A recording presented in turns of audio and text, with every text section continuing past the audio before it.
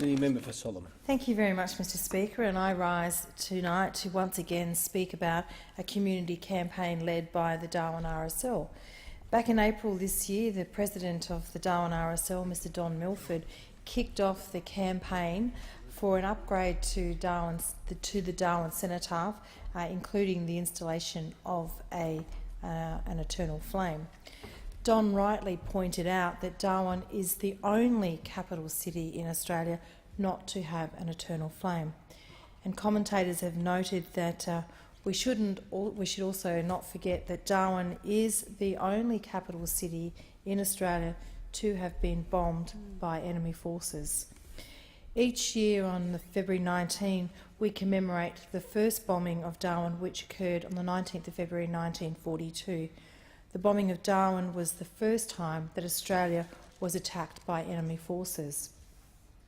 Bombing raids by Japanese forces over Darwin continued for many months and eventually extended to other northern Australian towns such as Broome, Cairns and indeed Townsville.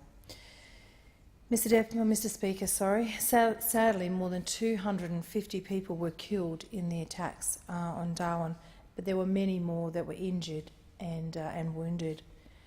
Sadly also, a United States Navy destroyer, the USS Peary, was sunk in the Darwin Harbour, and that was one of 8 vessels that were sunk on that day.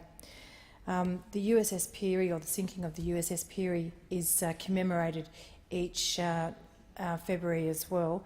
It's sort of at the start of the bombing of Darwin days. That's the first commemoration, and then we move on to the official bombing of Darwin commemorations. I know that when I first spoke in the House about the bombing of Darwin some 5 years ago, some of my colleagues were actually quite surprised.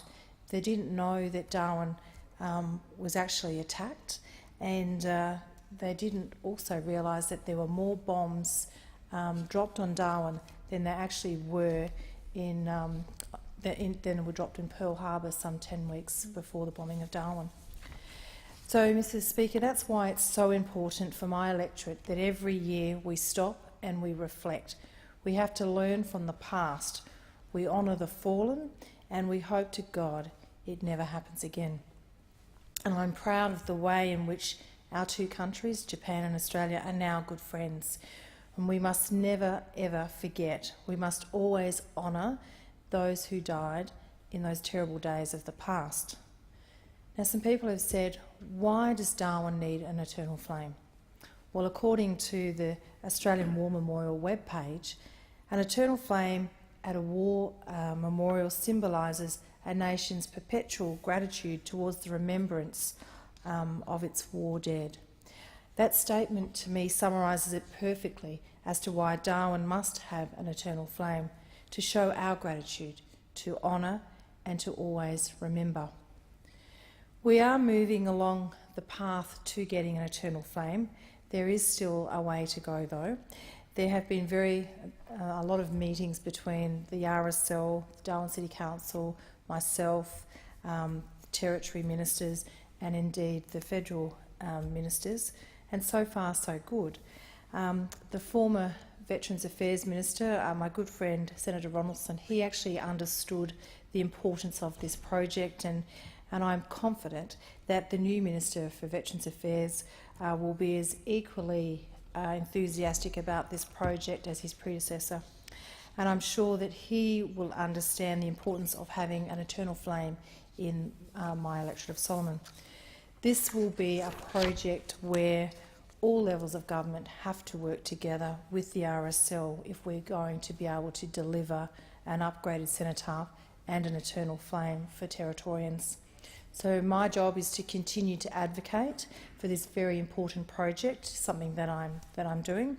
I'm also trying to secure much-needed funds for this project. So I'm hoping that there will be some bipartisan support. I know that the member for Lingiari would more than be happy to support this too, because he attends some of these commemorations as well.